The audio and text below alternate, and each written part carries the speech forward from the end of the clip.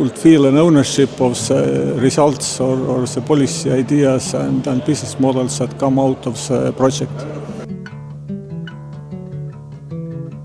From your point of view, what are the biggest barriers to scaling clean tech in Central and Eastern Europe, and how does your OIKI project contribute to green growth in these countries?